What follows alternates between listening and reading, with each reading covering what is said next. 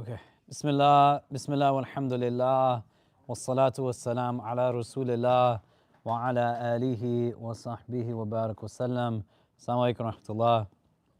So we're going to move into a new hadith today in the collection of the 40 hadith of Imam Nawawi. We'll get into it in a minute. We wanted to wrap up on the last hadith.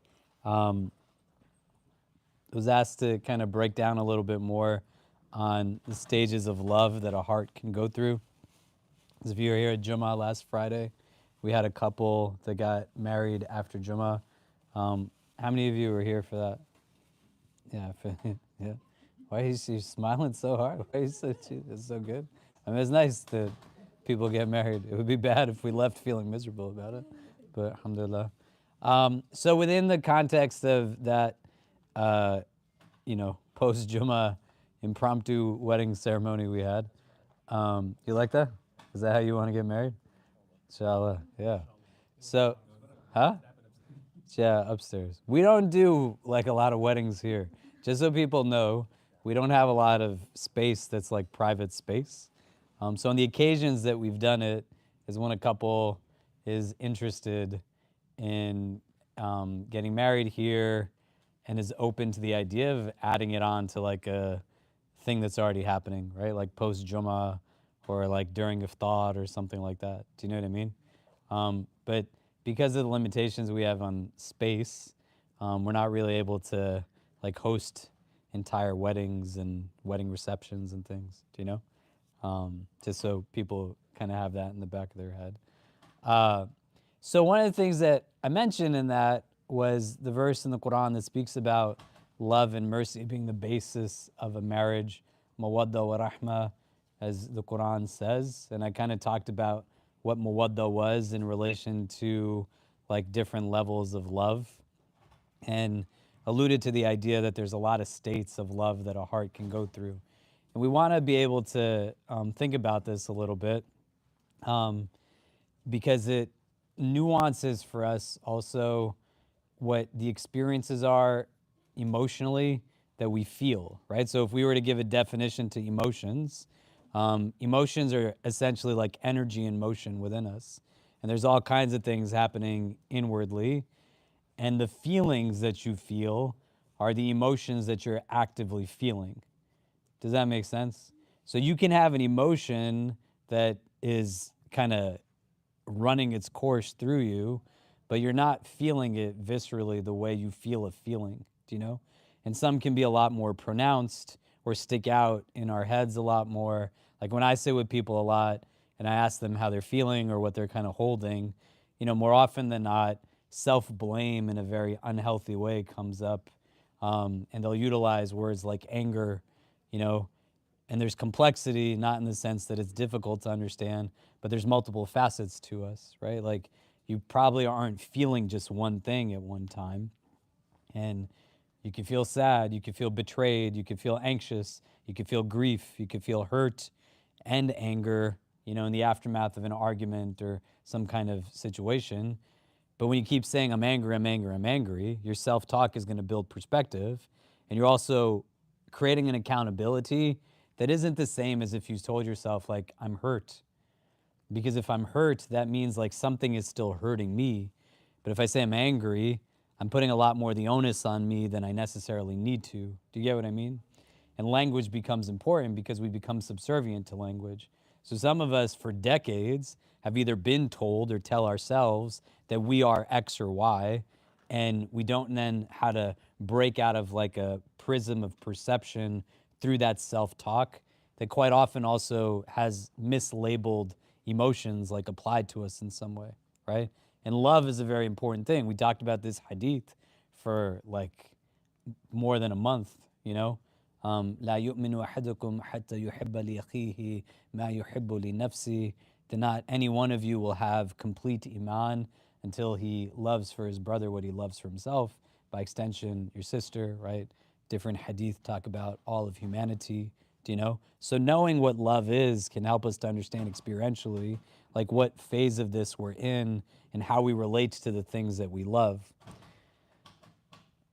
So the generic phases of love that a heart goes through just to kind of go through that before we get into this hadith, the new hadith. The first phase that a heart goes through is called alaka. And the etymological root of this is about like connections. So, you know, we speak different languages in the audience. If you speak like Urdu or Hindi, potentially Bangla, I don't know Bangla, so I'm sorry, right? But like when you have relations with somebody, it's called ta'alluq, right? Ta'alluqat. You know, there's like some bonds of kind of kinship that are there because you're linked, you're connected. So alaka is the first phase of love a heart goes through because it's actually becoming linked to its beloved. Do you know? Like, how can I love something that I never had interaction with or consciousness that it exists? And you could think about that in terms of things that are inanimate, right? Like, I love the cup, do you know? But if I've never had a cup, like, I've never had a pumpkin cookie with maple frosting before, right? I love the cookie. It was so good. If I wasn't worried about dying early, I would probably eat all of the cookies in that tray, knowing fully that not any one of you would say a word to me if I ate all of them. But they were really good. In my mind, I've never thought about a pumpkin cookie with maple syrup on it before, or maple frosting. Do you know? It's genius. But in understanding, my heart now became connected to something, right? That's alaka. Do you understand? The cookie doesn't have to love me back. It doesn't have to have some type of kind of consciousness to it. You can love anything. Your heart has the ability to get connected to anything. And understanding that capacity has now unconscious formations of love, but also consciously formulated like relationships rooted in love. I want my heart to get connected to things that are good for it, you know? So why do you want to go to the masjid even if your nafs is saying no? Because you want your heart to get connected to the masjid. How can you get connected to the masjid if you don't go to the masjid, right? One of the categories of the people who are given shade on the Day of Judgment are the ones whose hearts are connected to the masjid. You can't build a link to something like if it's not there, either consciously, you know, or in a place like in the most literal sense, physically. Do you see what I mean? And then the more you put your heart in the presence of something, it's just gonna get linked to it. So money, money, money, money, money, right? You know, you're surrounded in spaces by overt kind of capitalistic greed, desire, you know, all kinds of core belief structures that you're exposed to from family, friends, loved ones, right? But phase number one that a heart goes through, this is called alaka. Your heart's becoming linked, connected, you know? So what's my heart connected to? What's my heart like linked to? The second phase that the heart goes through is called irada, right? And irada is also like what we talk about in terms of will, determination. But this is now a second phase because your heart is telling you to go seek out what you love, right? So using the cookie example again, I ate a cookie and then I came here and then I went back and had another cookie, right? What happened? Like I enjoyed the experience. Do you know what I mean? Who went to the wedding after Jummah, right? And it was nice. So you had something and you enjoyed it, and it was let's build upon this more deeply. Do you see what I mean? Irada is now about seeking out like what you love. The heart is so connected, it tells you to go seek it out. It doesn't mean what it loves is good for it or bad for it by default. You can love stupid things, and you have to be comfortable with that idea. You can love things that consequently are the result of certain behaviors, right? So when I have sat down with people in our community who struggle with alcoholism, may Allah make it easy, it's not that they love to drink, they just like who they are around other people because of their social anxiety differently when they're in that state versus when they're not in that state, right? It's not a healthy love. Do you see what I mean? But they're in a place where they have a connection to it and then they seek it out. So phase one, my heart's connected.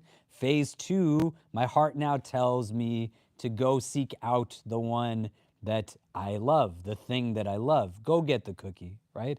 Why are you sitting there? Like, there's pot and people don't even know that there's cookies here. Go get them before somebody else gets them. Do you know what I mean? Right? That's how it functions. Do you know? The third phase that the heart goes through is called sababa. So in Arabic, when you pour water in a cup, you say sabab al-ma, right? The water is falling in the cup. Do you know if you've ever seen a waterfall, you can't control a waterfall. Do you know? Like my family, and just to kind of get people acclimated, we're going to go into Hadith number 14 in like 7 minutes, start a new Hadith. But we're just doing a recap of the phases of love that a heart can go through. Because I talked about this at a wedding we had after Jummah. And, you know, we're just kind of getting through. I talked about the first 5, so we're going to talk about all 10, like, phases of love, right? So if you've ever seen a waterfall before, it's just like perpetually falling, right? Right? Yeah. You know? So, you know, my parents, brown parents, we grew up in New Jersey, and we used to drive like 10 and a half hours to see Niagara Falls, like again and again and again. We did this with quite consistent. And every time we went, it's crazy, but it never looked anything other than awe-inspiring, right? The waterfall was beautiful. It was magnificent. And in certain settings, it's very calming. It's very relaxing. Like if you ever go to a place and somebody has a waterfall that's built into like their acupuncture or massage therapy, and it's creating like this noise. Sensory perception is not just visualized, but what you hear, right? Analogize that to falling in love. Like falling in love can be a very powerful, like strong experience, the way Niagara Falls looks.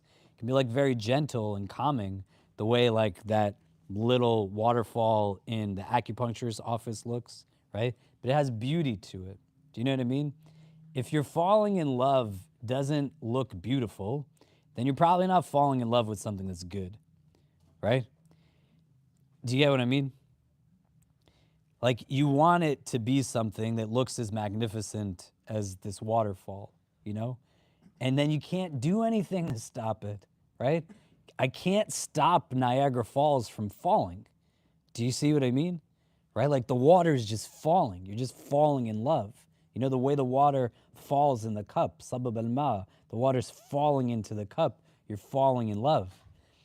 Why we also want to know this is because you have contemplation and consciousness in like the experience of love that you're having, and it can oscillate, but you can name it in the state that you're in, right? Because I don't want to love my wife the way I love eating a cookie. Do you know? Like, it's just something that right now, if I was to eat that entire tray, wouldn't be good for me, would it? But the phase of love that I'm in can be without consciousness or reflection on how there has to be a limit or a capacity to understand what it's doing. Does that make sense? Right? So, sababa, this third phase of love. The fourth phase is called gharam, right? Like in Hindi and Urdu, you have the word garam, right? It means like heat, you know? And so gharam is an intense like heat you feel inside of you that you just have to be with your beloved. You just can't control yourself, right? It's so intense, right? And this is where it becomes like things that are problematic habits that we have. I don't know how to function without that drink. I don't know how to function without smoking this thing. I have to watch this thing. I have to listen to this thing. Do you know, I have to do this or I have to do that. The first 4 phases of love that one experiences are categorized as being like a nafsi love, a very self-serving, selfish love. But nafsi love also doesn't mean that you're doing right by yourself in the pursuit of those things. It doesn't mean that it has to be problematic because the nafs also has a phase that's nafs al-mutma'inna, right? May Allah make each of us from amongst those who has a nafs that's like this, a nafs that's in a state of contentment. Do you know? But here, like this 4th phase, gharam, like it becomes intense, and I don't have necessarily the capacity in that moment to discern what's happening. Like I'm literally like getting like kind of heated inside, right? It's making me feel that intensity. I just have to be with the one that I love. Do you know what I mean? Does that make sense? Right? Like, I don't know why it's the first one that popped in my head. I'm like, I'm not gonna say what I was gonna say because it wouldn't come out the wrong way. When I was younger, I was like 12 or 13. When I was 12, I started eating like only like the biha halal foods, right? So growing up, I ate at Burger King, I ate McDonald's, I ate like Sizzler, I ate like all this like really tasty stuff. I don't eat it anymore, but also started to like kind of think about things a little bit differently. And so there was a place down the street from our house that we used to go to. Has anybody ever been to Oak Tree Road in Edison, New Jersey before? Right? Little India. Like the street in its entirety now has thousands of like Indian restaurants, stores, whatever. But before that, it didn't have a lot of those things. So when we were growing up, there was a convenience store called the Hilltop Card Store. You go in and buy like comic books and gum and whatever. And they had Rice Krispie treats. And my sister and I would eat these things. So I went and bought a bag of Rice Krispie treats, like 10 or 12 of them. And when I came home, my sister sat me down and she said, Khalid, like the Rice Krispie treats you bought all have gelatin in them, right? So they're haram, like you can't eat it, it's got gelatin. I'm like 12, I don't know what's going on. My sister told me this. I'm like in this state in my head. So I took the bag and I went upstairs to my room and I locked the door and I ate all 12 of them. Like literally in one sitting. Do you know? I don't know what happened. It just took over my inside. And I just had I was like, I gotta eat all of these right now. Right? Doesn't make any sense. Do you know? Right? It's haram. Like it becomes so intense. It's now the controlling variable. And you are not choosing like it's choosing, but it's a step still in a nafsi sense of love. Does that make sense? Right? So like I know that this person is not good for me, but I like how I feel in the moment with them. So I'm gonna put up with nonsense that I shouldn't put up with anybody. It's not like the best mode because you're only seeking to satisfy the nafs at the expense of other things. Do you see? The fifth phase is mawadda, and that's where it came up in the wedding, that this is like an unconditional, unqualified love. Allah Azza wa Jal, in His infinite names and attributes, right, the ones that we are taught of, one of them is Al-Wadud, the source of love. And Allah is the source of love, the giver of love, not because we come from any particular kind of qualification or condition that we hold. Allah doesn't love us because of our culture or our class or even our creed. Allah loves us because He loves us. It's a perfect love that embraces us in all of our diversity and imperfection because that's what perfect love does. And Allah's love for us is not because of who we are, it's because of who He is. So if somebody says to you, how do you know God loves you? It's because He's Al-Wadud. He is the source of love. And when you start to nuance these things, and then the Quran speaks about Allah yuhibbul, this group and that group, it's a different word that's being used, right? Hub is different from wood, So Allah still has a love for His creation. He tells us this because He's Al-Wadud. And so you don't conditionalize love. Do you see what I mean? I only love you if this and that. It's actually a form of abuse. If I tell my child that, if you don't do this, then I'm just never going to speak to you again. My kid's 9. His sister is 11. She's going to be 12. She's still formulating for herself like identity in a very nascent stage. So if you don't X, then you are like cut off from me, right? What is a 9-year-old going to think? If a grown-up says this to them as a caregiver, it's going to create havoc in their wiring internally. Do you know? But you're putting a condition on something that there's not supposed to be a condition. I can love you and still disagree with things that you do. That's not love. In fact, love sometimes is necessary for me to say, I love you unconditionally, so I'm going to tell you you're being an idiot.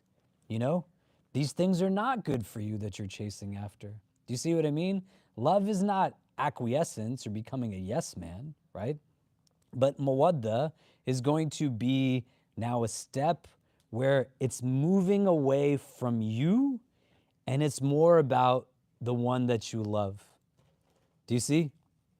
And that's not going to always be about, like, again, animate versus inanimate, because if I truly like love something, I have the capacity to treat it with the care and gentleness that the divine would want me to treat it with, you know? Allah didn't give me this laptop so that I would do things with it that are displeasing to him. Do you see? And when I can bring love into the mix of it, I start to look at things through this prism of, like, what is it really engaging me as? And is it in a mode that's egocentric or God-centric? But mawadda, it's not just about me. I start to be more about you than me. Do you know? And you see this, right? And you reflect on it, you know? How many, like, parents do you see that stay up in the middle of their night with kids that just are trying to figure out how to express, and the only thing they can do is shed tears with a dirty diaper or when they're hungry, you know? What's keeping you up at night other than love? Do you know what I mean? Like, what's bringing that into fruition? Do you see? And that's the ideal, inshallah. May Allah make us those who honor the rights that our children have over us, do you know?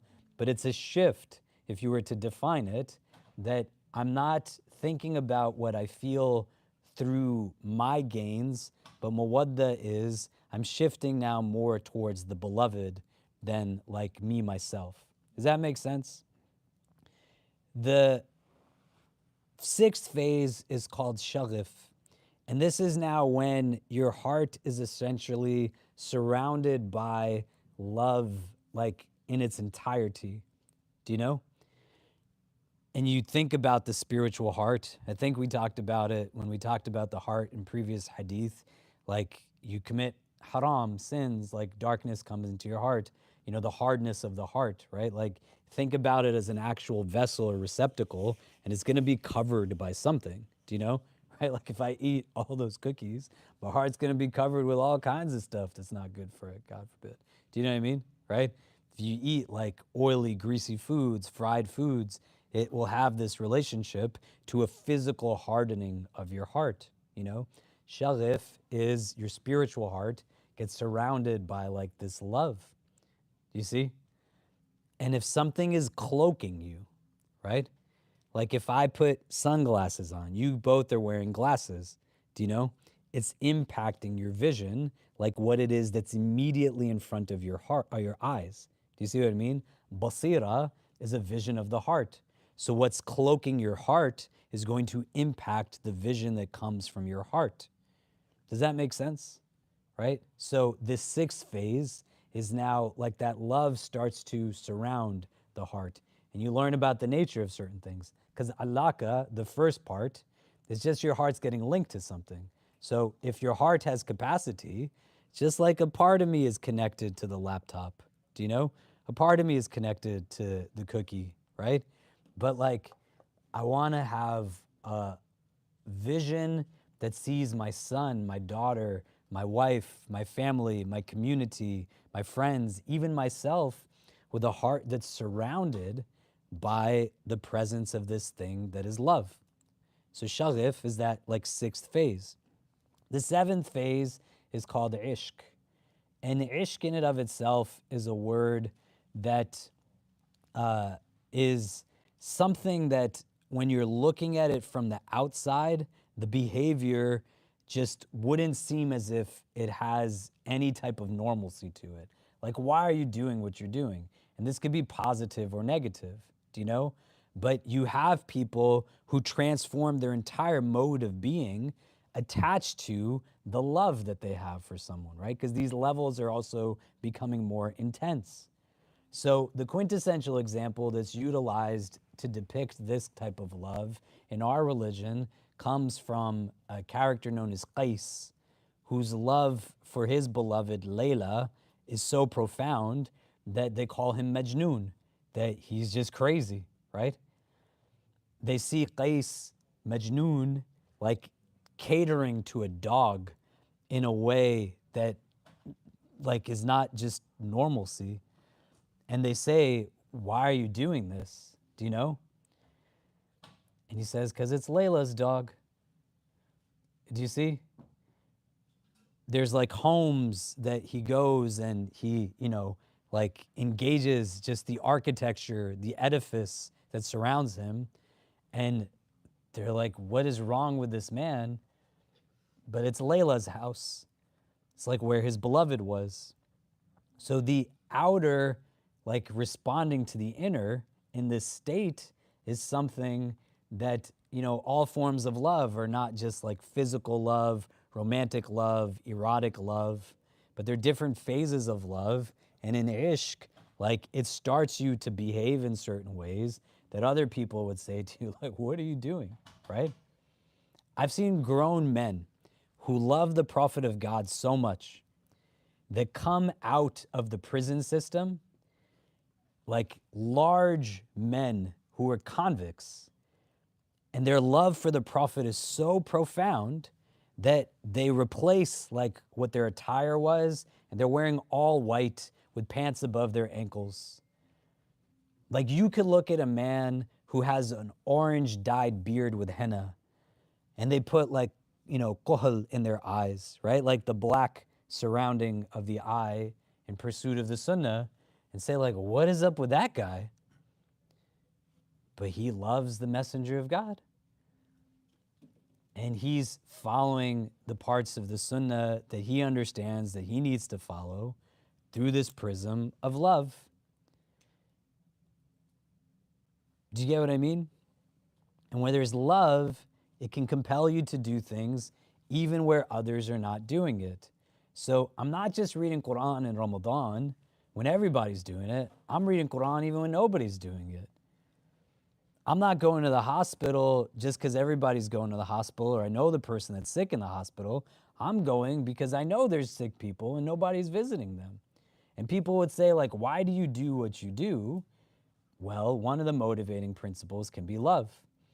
And this ishq, this seventh phase of love, is a phase that you can engage in such a way where at the outward, like it doesn't make sense. Why do you pray 5 times a day?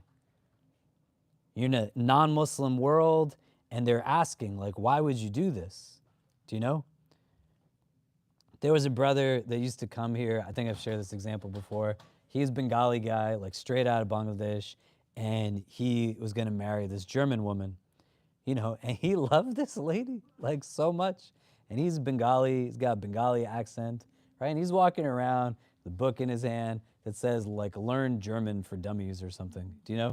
And he's teaching himself German, right? Why is he doing that?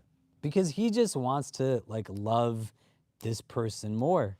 And his love for her is so deep, like he wants to love the things she loves and more about who it is that she is, whether it makes sense to other people or not, right? Parents sit down like, I don't know what this girl's control is over you. She has you doing this or that. Do you know what I mean, right? And it applies itself in religious terms too. Do you know? Like, you think you're a better Muslim than I am, right? Like, no, man, I just like love Allah. And so I know you're scared if I start to wear a headscarf. I know you would want me not to pray on like the street corner, that it's not the norm, but like, what can you do when there's love? It gives you courage. It gives you strength. Do you see what I mean? Right?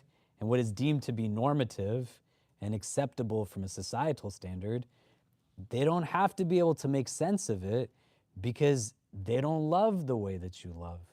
But you want to see also where it can be unhealthy, right? Why are you losing all of this weight? Well, he told me that he likes it better when like I am thinner in this way. No. Do you know?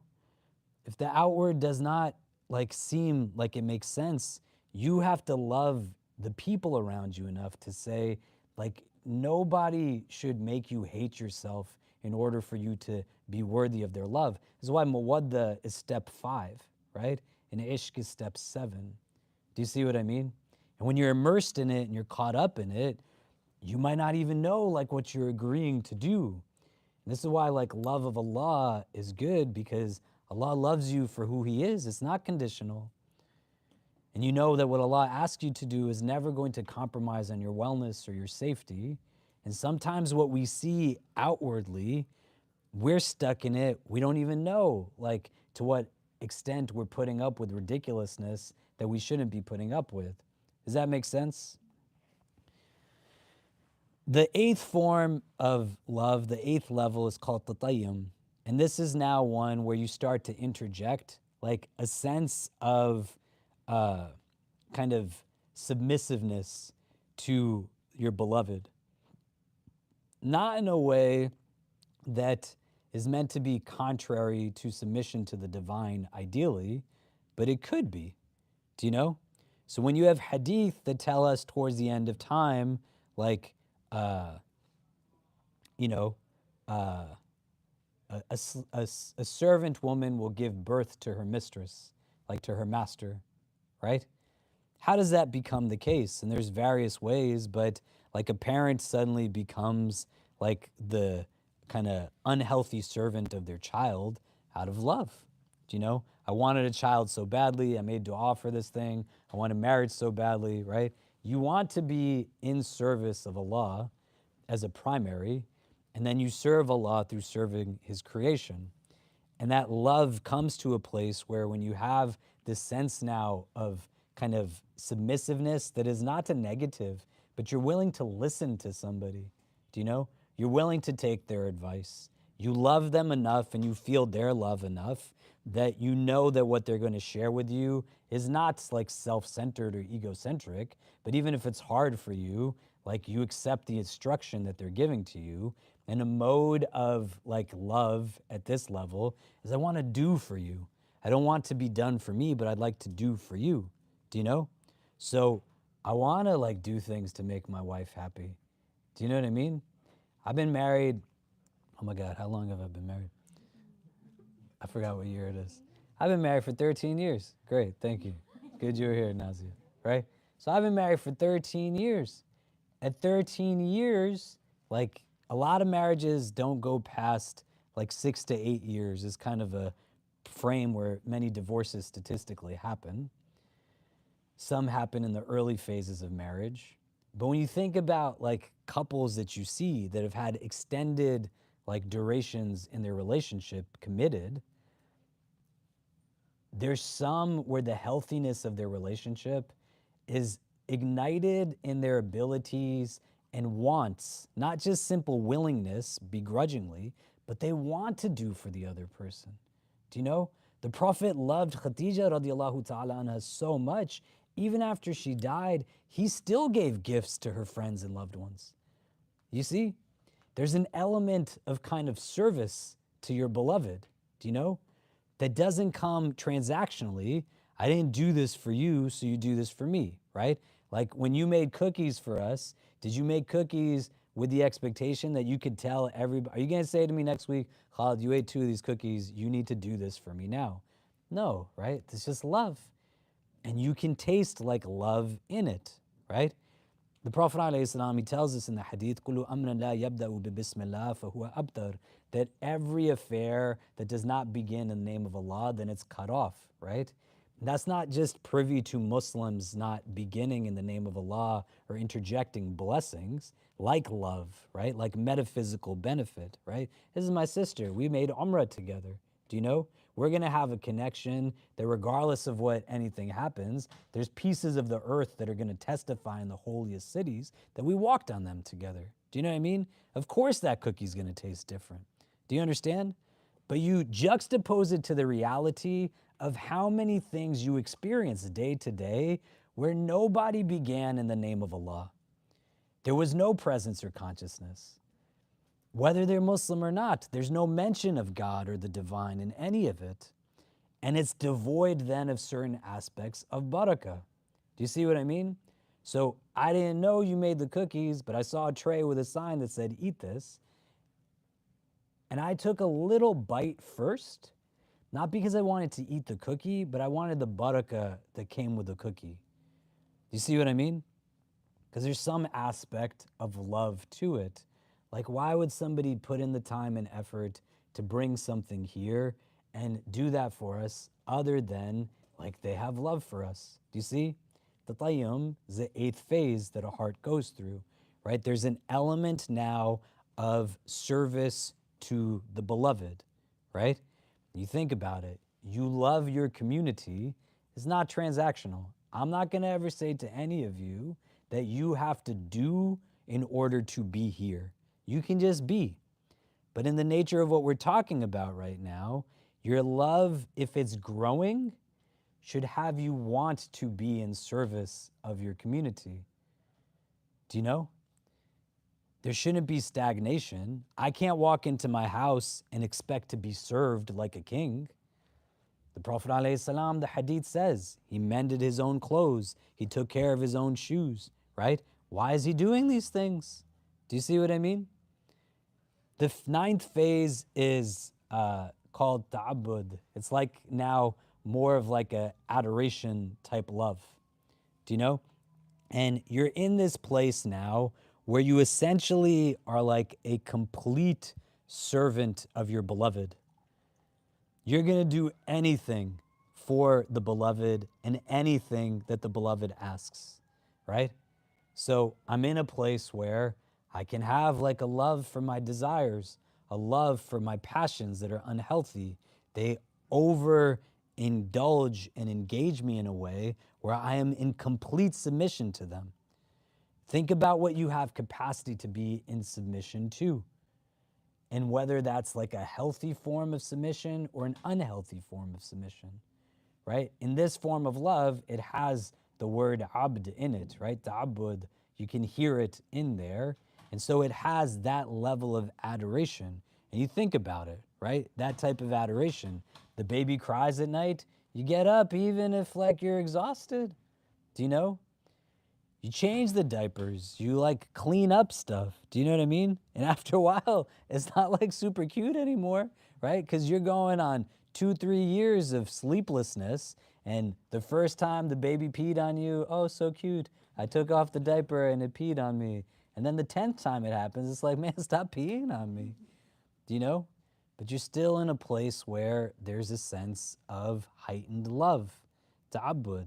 What's crazy is most of us have no recollection of the love that was given to us when we were younger by people sometimes who nobody showed them any love or appreciation for anything of what they did. And you think about how remarkable it is to be the child of a parent who might have been in an abusive relationship herself, God forbid, the parent of the child of a parent who married someone that they never met before the day they got married, who got up and left an entire country, came to a place that was unfamiliar, has the realities of colonization, slavery, all kinds of things in their heritage. They're still getting up when life is stressful to nurse you and feed you. And also then, if that's not the case, you can recognize that there's a gap that's there and then have aspirations beyond that. You can be a worshiper of anything. So this type of love does not have to be healthy. It can be unhealthy. I can worship and have adoration for the validation of people who built the systems that hold me down. Many Muslims, they don't have a desire for power alone. They have a desire to have proximity to power, you know? And they jump up and down. How many times have you heard the rhetoric of Muslims engaging politics with no savvy, and they just give politicians what they want without any type of asks whatsoever? Whether you agree or disagree with it, right? I'm not going to say on a recorded thing anything of what I think about any of this. But these guys who get up on a stage with Donald Trump to endorse him, these people who get up to endorse Kamala Harris, These people who are putting themselves out there and engaged in rhetoric, but they have no asks in response. A lot of the validation stems from a mindset that says my acceptance is only going to come when the people who are hurting me are the ones that are going to tell me I'm good. Do you know? It's not a healthy form of adoration. Do you know what I mean? This is not a healthy way to have love of someone or love of something. Do you know? And it starts somewhere. That's why you have to think of the first 9 steps. At some point, something got into your heart that got you in that first phase of alaka. And your heart became linked to the idea that like making money is more important than praying Fajr. Marrying a doctor is more important than my child marrying someone who will treat them well.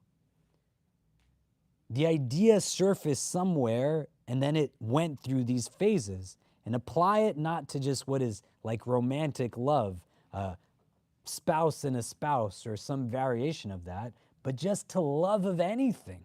Do you know? And how did my heart go from step 1 to step 9? What brought me to that in terms of the things that are healthy and unhealthy?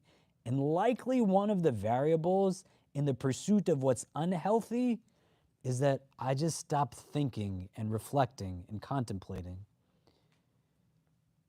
I got to a place where certain things started to influence me, and I don't even know like why I'm doing what this is. I don't even recognize myself anymore. Why am I so submissive to a system rooted in supremacy and anti-blackness? Why? Why do I want to benefit so much from it? Do you know? Then the last phase, this is what like brings somebody to the rank of being Khalil, a friend of the divine. The Prophet Ibrahim alayhi salam and the Prophet Muhammad sallallahu alayhi wasallam, they are the only ones given this title, Khalilullah. And you have this type of love when literally every part of your being and every part of your soul, like the physical and metaphysical, all of this is like rooted in love for your beloved. So the Prophet Ibrahim, when he's thrown into the fire, like what does he say? Hasbunallahu wa ni'mal wakil, right? Allah is indeed sufficient for me, and He is my protector, my guardian. And then the flames of the fire got cold. And he's not astonished by it. And he's not in there for minutes, like he's in there for days. And the angel comes and asks him, like, what can I do for you? And he says, are you my Lord? And he says, no. And then he says, you can't do a thing for me then. There's narrations that describe the Prophet Ibrahim saying the time that he spent in that fire were some of the best days of his life. But he has an orientation of an entire framework of the self that is now rooted in a love for what is healthy. Like he loves something good. He's not loving something that's not good. Do you get what I mean? And so that becomes like this phase, the last phase, like you are the Khalil of something. Do you know? The Prophet Ibrahim and the Prophet Muhammad ﷺ, they are Khalilullah. If I was to reflect on like, what am I a worshiper of, right? What kind of ta'abbudi love do I have for something? What could I say I'm a Khalil of, right? That my entire being inside and out is in pursuit of it. For a lot of people, it's going to be like wealth and money and materialistic things, right? وَإِنَّهُ لِحُبِّ الْخَيْرِ لَشَدِيدٌ. Like the Quran says, your love of khayr, the Mufassirin say, khayr in this verse in Surah Adiyat means like materialistic wealth. It's shadid. You don't want it to be shadid, right? You want your love of Allah to be shadid. You want your love of the Prophet ﷺ to be it. But having the language is only helpful if you start to reflect on it and then nuance the experience. Do you know? How did I like get connected to this thing that's not healthy for me, man? Like something had to come up that it just started. I didn't innately like get to it. Do you see what I'm saying? Right? And what kind of crazy stuff happens? What's happening in my 12-year-old mind and heart that I run and lock myself in a room and eat 12 Rice Krispie treats all at once? Do you know? Like, what's happening? What do I learn from that in terms of capacity? Do you see what I'm saying? Right? So before we go into the next hadith, these are like 10 phases of love that the heart can go through, the being can experience. Let's turn to the persons next to us because more people have trickled in. What does it bring up for us, like the discussion, any kind of insights? And then we're going to jump into hadith number 14. So if you want to pull that up so we can start going through it, that would be great. But let's talk just what we're taking away so far, and then we'll come back and discuss.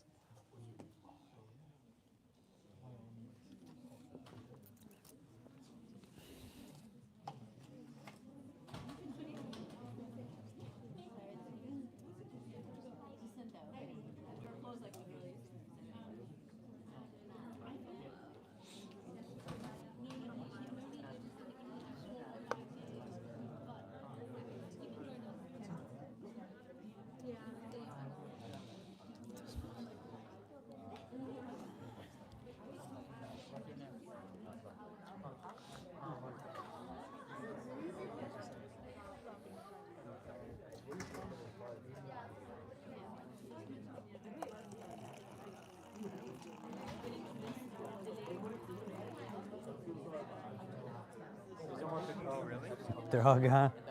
I think so. Yeah, go ahead.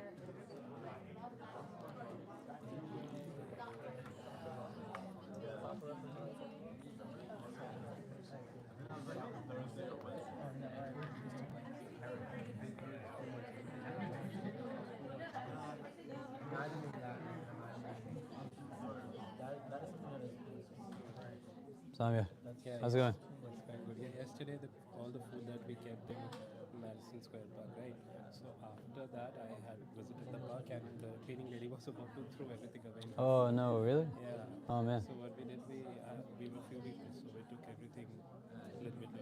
Yeah. I left a lot of bagels. I left it in the masjid. I don't know what happened. Okay, good. Sorry about that, but thank you for doing that. Nobody throws it in Washington Square Park. Nobody does it here. Nobody does it here. But there, Yeah. she was saying like in half an hour, if you take it, take it. Otherwise, I'm gonna throw everything away. Oh, yeah. And nobody was taking it. It's like a wealthier part of the city Yeah, there, I yeah. think. Maybe that's why. Yeah, Yampe, over here, there's more like homeless people. Yeah, though I announce only, I mean, twice or thrice I have kept the food, Yeah. and I announce, keep please Yeah, have yeah. it. So everyone is so happy, and they are. Yeah. Yeah. I'm glad you went back. Thank you for doing that. So,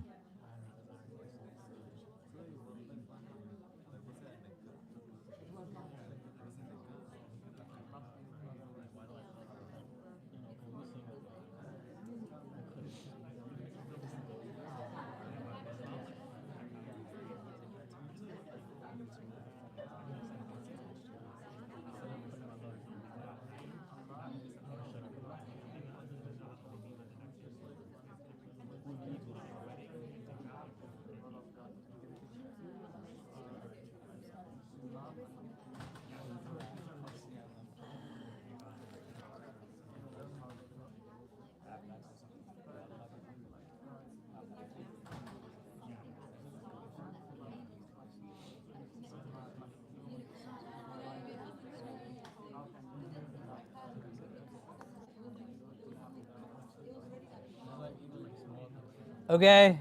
So, what are some of the things that are coming up? Like, what are you taking away so far before we move into the next hadith? Maybe we could hear from a couple of people and then we'll move forward. What do we discuss?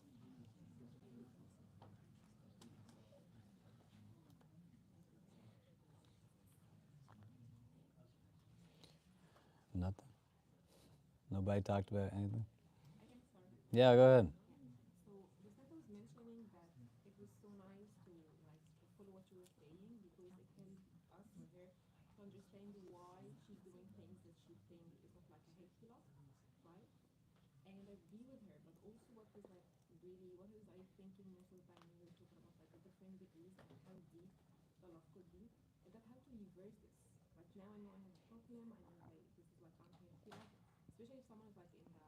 in the stage of like worshiping something that's not good, like love is not realistic, or like expensive stuff, or like feeling safety, or using this as like unhealthy coping mechanism to feel that they can provide for themselves. If so, how to feel good or to get like some dopamine. So how to reverse that, especially if it's like that advanced stage. Yeah, you take it a day at a time, right? It's hard, but everything doesn't have to be solution oriented. One, like validating emotions is really important. Like if I realize I have an unhealthy love for something, that could be shocking, do you know? And trying to like do or not do immediately is just the way society sometimes makes us. Even if someone comes and asks you, they're like, I feel really down, this and that. It's like, well, maybe you should go for a run. Why don't you try to do this or try to do that? Sometimes you just gotta like experience the emotion, validate it, understand it, and then give yourself some room to breathe so that a more replenished version of yourself can think back and make strategies, and not in the immediate when you're running on empty that you then try to name and come up with a solution. Do you know? Right? Like, my father went to the hospital last week. Allah give him shifa. Many of you asked me, and I appreciate you checking in. He's doing okay, alhamdulillah, and he's back at home. But in the receiving of the news of a loved one going to the hospital, it would be normal to understand like why we canceled the halaqah last Wednesday, right? And what kind of like other things that would surface from that. But in that state, if I made like decisions, so my dad had a bad stroke in 2018, and it was really tough to experience. And in that moment, I was thinking, maybe I should quit my job, maybe I should move to New Jersey, maybe I should do this or do that. The heaviness of the feeling and the realization of everything that came with it is not going to be the best time to make a choice. Do you know? Because I have to get acclimated to the feeling and the experience and understand like what it's like bringing up. And then a more replenished version of me choosing choices are going to be helpful, rather than just when the aha moment occurs and it's like, oh my God, this person actually treats me terribly, right? Because all kinds of stuff. Shaitan is real. May Allah protect us from his waswasa. And get into our head, you're so stupid. How come you didn't notice this? Like, what's wrong with you, right? What will people think if you like do this? And, divorce is bad, and all kinds of stuff will surface. You just take a moment to breathe, rest, and have some like kindness and love for yourself that's healthy. And then you take it a day at a time. So you're kind of taking the steps necessary to unwind something that could have been situated for a longer period of time. Do you see what I mean? Does that make sense? You don't have to do it alone, right? Like if you're carrying stuff, let us know. If we can't help, we'll connect you to people. But it's not like as easy, right? Like hadith that tell us when a man and a woman are alone, shaitan is the third, right? What do you think is happening when you're all by yourself? Then who's with you? Do you know? And being in a place where you situate yourself with people who care about you, and they're going to help you get to kind of a place of healing on some of this. Other thoughts before we move into this next hadith? What did we discuss? 10 stages of love. Or you want him to talk, or were you lovingly caressing his arm? I don't know what just happened here. Yeah. Go ahead. Go ahead. We were talking about just the importance on taking the time to reflect and contemplate on things that you love, and why you love those things, but also the things that I claim to love or want to love, like the love for Allah. Analyzing, where do I think that fits? Is it something that I love unconditionally? Is it something that consumes me? Just really taking a minute to analyze. Yeah, and how do I, through this understanding, then love someone for the sake of Allah? Do you know? Like my ta'abbudi love for the divine informs my love for you. I can't have a love of Allah that then has me love you in a way that is displeasing to Allah. Do you know? And the love I have of Allah can inform like the love I have for you, for my family, the community, like people in general, right? This is what it is, right? لا يؤمن أحدكم حتى يحب لأخيه ما يحب لنفسه. That not one of you will have complete iman until he loves for his brother what he loves for himself. So understanding how things can inform other things, right? And it doesn't have to be complicated, but egocentricity has us see things myopically, right? And you want to be able to see how our religion is so beautifully simple. You don't have to know a lot of stuff, but the things that you know, you can use those to inform the other things that you know. Do you see? Right? So, how do I have a love for you informed by my love for Allah? What does that look like? Yeah. I was gonna say, I have difficulty sometimes with this, like, I love you for the sake of Allah thing, because it feels like a cop out that, you know, like, love should be authentic and coming from me, right? But if I, like, put that little condition at the end as, like, for the sake of Allah, then it's like, whatever I express to you is actually not coming from me, or it's like, you know, it doesn't feel like it's from me, yeah. Instead, it's like for this third, you know, entity. And so, like, how is that, like a meaningful type of love? Why is it unmeaningful? It doesn't feel authentic. Why? What does authentic love look like? Maybe it's like natural, you don't have to force yourself to do it. Like, who is the one that gave us each other to begin with? God, Allah. So, how can I not love Allah for giving you to me to you, letting us live in the world at the same time and be brothers together? Do you know what I mean? Like, if Allah didn't make that happen, do you know? Our theology is very much focused on the presence of Allah in everything. Divine agency, divine will, and human agency coexist paradoxically in our theology, but I'm not loving you in order to receive Allah's love, but Allah's love that I have for Him informs my love for you, right? And so that is something that doesn't get compartmentalized. Does that make sense? Right? Does it make sense? Just like that? Now it makes sense? We can talk about it later. We have a whole. No, man, what we gotta do? But it's important to understand, because you don't want to treat things as platitudes that are not meant to be platitudes, right? Like, I can love my children, and that informs how I engage my decisions and choices. Do you know? Like, I can see kind of connection points and not have to compartmentalize, but the overarching framework of a love for Allah and a love for His messenger can become now the prism through which I understand love in all of its forms and in all the relationships that I have. Do you see what I mean? But, like, how do you stop the love for something that you love to that extent from being present at any point in time? Like, I'm sitting here right now with you all, and I'm still in love with my wife, right? Like, it didn't stop when I walked into the door. Do you know what I mean? A week from now, like, I'm probably not going to be remembering pumpkin cookies with, like, maple syrup, right? Maybe I will, because I'm like a fat kid stuck in this, like, old man body. Do you know? But in understanding it, some types of love, they don't stop. Do you know? Like, they're not attached to something in front of us. This is why our religion doesn't have, like, an iconographic tradition.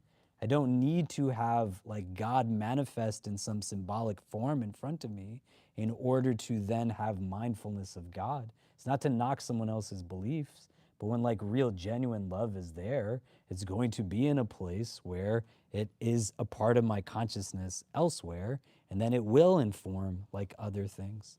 Do you see what I'm saying? Does that make sense? What do you think? I still feel like it's different if I, like, turn to Hassan and I'm like, I love you, man, versus, like, I love you for the sake of Allah. Like, then he'll be like, but wouldn't you just love me anyways? Why do you have to bring the sake of Allah into it, you know?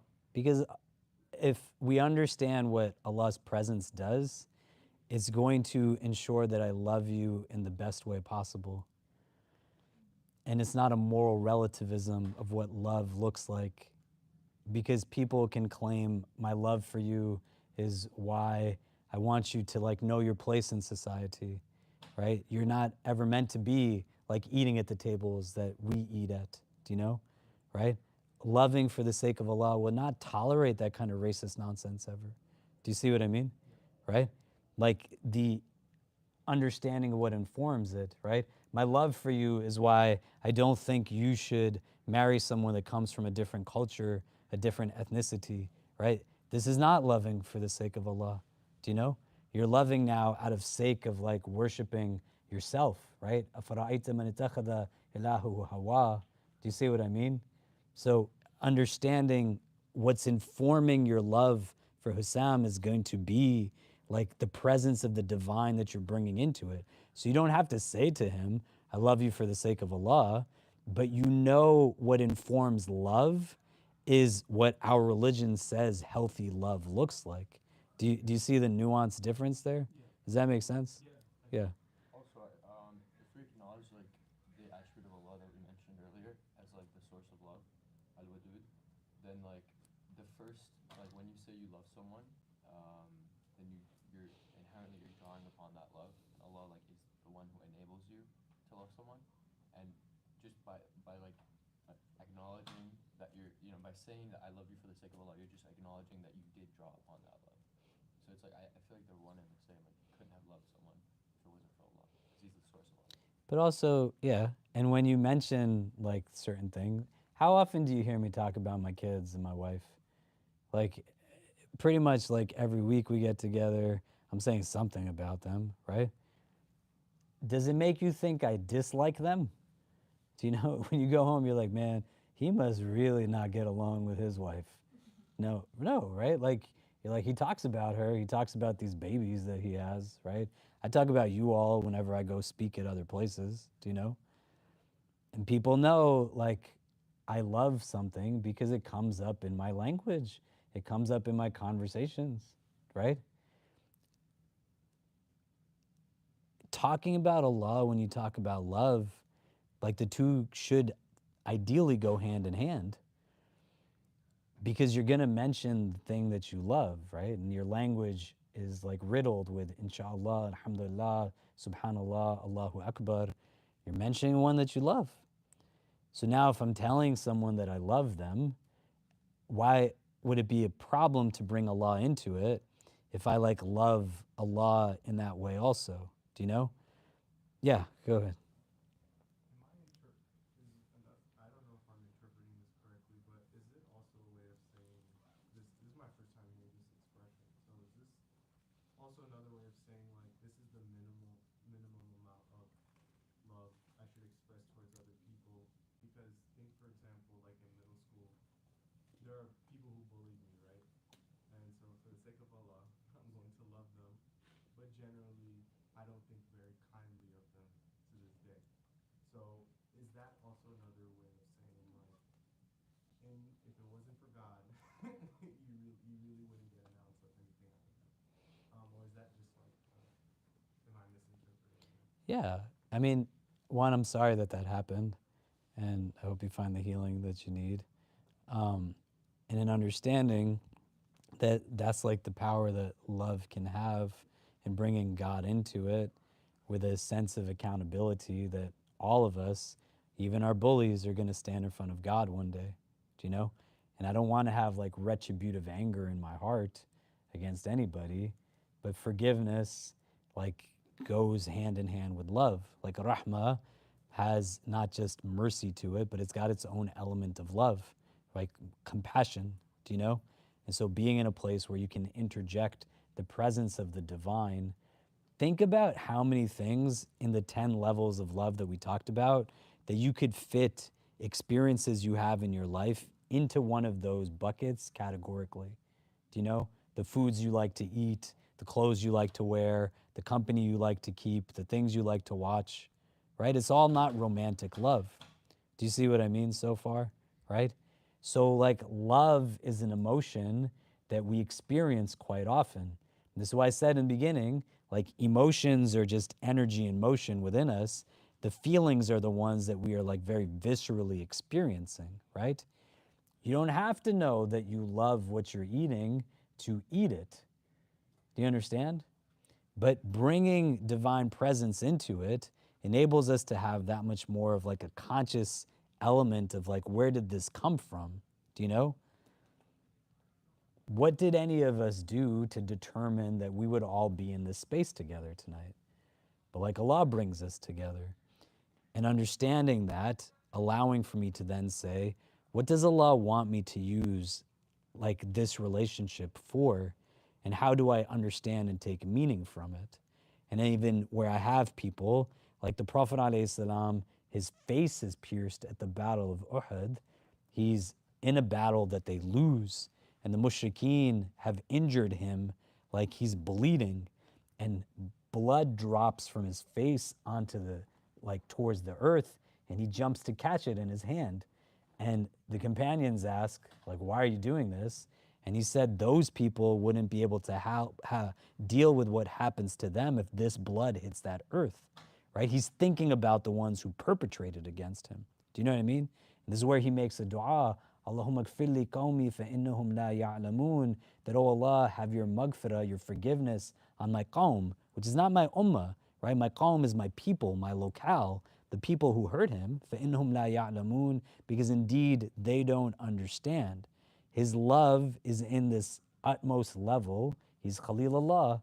So there's awareness attached to his emotional recovery. Do you see what I mean? Harnessing it as a tool is important because we use it so much, right? You're not wearing the clothes. Did you wear this outfit today because you got up and you were like, I hate the way I look in this thing? You know? No, right? Do you cut your hair in the way you cut your hair because you want to feel miserable about the way your hair looks? There's so many different things that we do that are attached to love.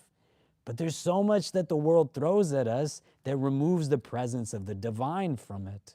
Do you see what I mean?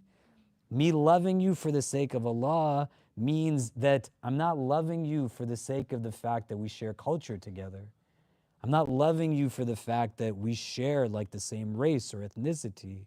I'm not loving you for the fact that we come from the same socioeconomic class. I love you only because of like God. It transcends all of the rest of this stuff. And I start seeing things as a gift, you know, not as something that I just have because I deserve it in some way. Do you see what I mean? Does that make sense? Right? So I love my son, but if I love my son for the sake of Allah, how am I going to abuse my son? How? How could I justify that? Could I love my son, just love him, and still abuse him? Some people will say no, but you could. You could have one of these 10 frames of love. You might have a different frame of a love for authority and a love for kind of dominion over someone that exceeds the love of the one you're oppressing. But if the love of Allah doesn't inform it, then it's going to then yield consequently what it can yield. Do you see what I mean? Does that make sense? Okay.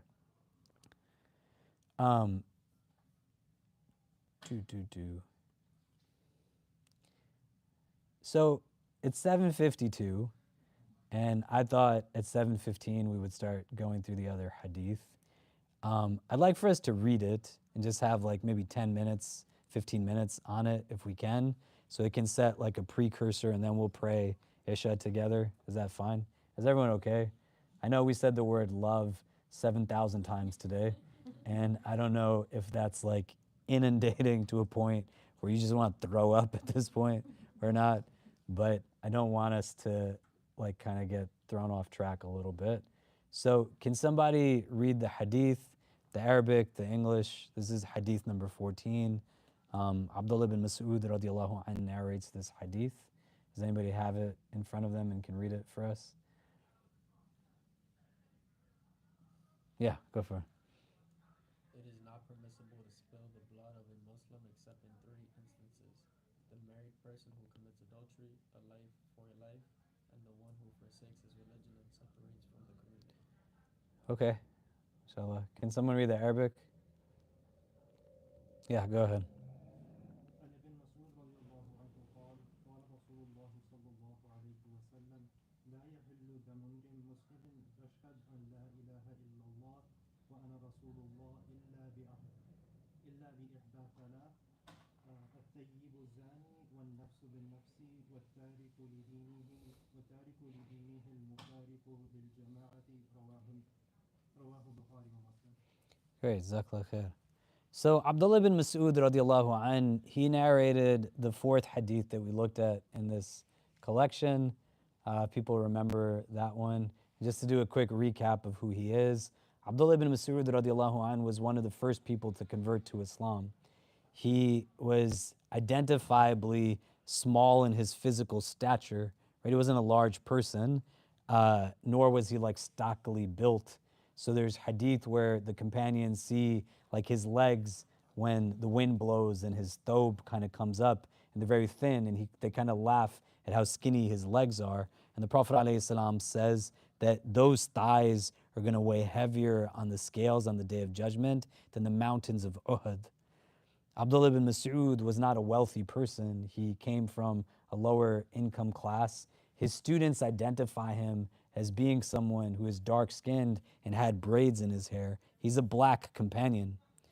And it's important to understand this because Abdullah ibn Mas'ud, he is one of the foremost kind of teachers and luminaries from amongst the companions of the Prophet of God. He's the first one who reads Quran publicly, right? So when they're now given the command in a second phase of prophethood to publicly propagate the message of Islam, somebody has to get up and like go and read Quran. And Abdullah ibn Mas'ud, who is short, not physically strong, like not wealthy, and he is a black man living in this heavily stratified Meccan society, he says, I'm going to do it. And the rest of the companions say, you should not do this because they will not let you go. They will hurt you. And he gets up and recites in front of the Kaaba publicly Surah Rahman, and they start to beat him. And when the beating is done, they come back. He comes back, and the companions say, like, we told you this would happen. And he said, I'm going to do it again tomorrow. He's an amazing example of just what real Iman meant at that time, and how also he was part of a group of people that their cohesion was rooted on a shared internal. And you want to bring some of that in and not make it something that is just cursory understanding, but his racial, socioeconomic background informing this. Abdullah ibn Mas'ud radiallahu an becomes highly influential of the people of Kufa. And if anybody follows the Hanafi school of thought, right, Abdullah ibn Mas'ud deeply impacts the formation of the Hanafi school, which is a major school of Sunni legal thought that's practiced in a lot of different parts of the world, primarily in the Indian subcontinent. There's a lot of Hanafis. Most of them have no idea that their school of thought was informed deeply by a black man. Do you know? And if you look at the hadith that we looked at before, and you look at this hadith, that this hadith is going to talk about the sanctity of life, and you bleed into it kind of the recognition of this individual who, when you go and see the Kaaba in person on TV, Abdullah bin Mas'ud stood in front of that Kaaba and was the first person to read Quran out loud in public. Nobody can ever take that away from him. Do you know? And we do a disservice when we don't understand the narratives of these people in their entirety and who they were, and you pass on generationally stories that then create misperceived conceptions of individuals. A lot of people are going to think Abdullah ibn Mas'ud is as Arab as Umar ibn al-Khattab or Abu Bakr as-Siddiq, right? And the nuance of their stories then impact us not reading also into the narrations they share with us, like what it is that they've experienced as well. This hadith in particular speaks to us about like the sanctity of life. And there's elements that go into it in the prism of character that we're saying Imam Nawawi rahimahullah is building into within now this section of his text on akhlaq. So he's going to talk about like chastity and fidelity and loyalty in different ways. And we'll look at each of these three categories in particular. But the crux of this hadith foundationally is speaking about the importance of the preservation of life across the board. The specificity of it being rooted in a Muslim and a Muslim doesn't undermine or kind of diminish the importance that our texts on a whole, as well as other hadith that speak about the sanctity of life, deem this to be principally something that also extends to people who do not practice Islam. That you're in a place where just that part, not the three parts that we're talking about after, right? The person who commits adultery, a life for a life, the person who is essentially like an enemy of the state, apostated in that way. But just this first idea that life in and of itself is an important part of this religion. And to understand this hadith, you have to understand what the purpose of Sharia is to begin with. So what I'd like for us to do is just take a couple of minutes. If somebody was to ask you, what is the point of Sharia? Like, what would you say? If you can turn to the persons next to you and talk this out for a bit, right? What is the point of Sharia? And then we'll come back and discuss, just for like a minute. Like, what is the answer you would give to someone? But go ahead.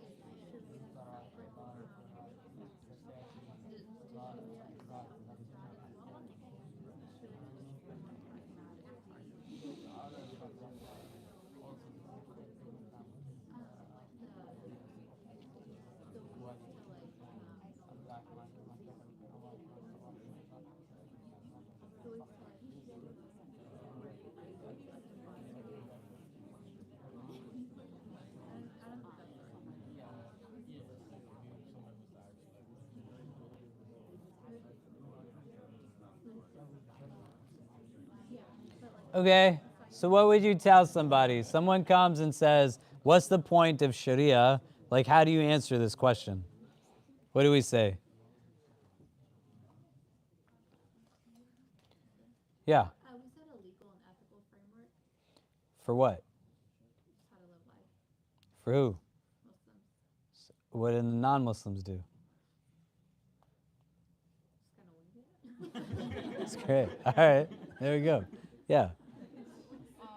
So in our group, Nazia said that Sharia is preservation of life. Okay. Yeah, so this is one of the objectives of Sharia, and it's a way you can answer it. There's something called the maqasid of Sharia, the objectives of Islamic law, right? What are they? There's 5 of them. Life is one, the preservation of life. Huh? Dignity, honor, right? Family. 2 more. Kind of. Property, right? Yeah, and what's the last? Huh? Yeah, knowledge, like of what? Like knowledge as the base of something, but the 5th more broad is something more broad than knowledge. Huh?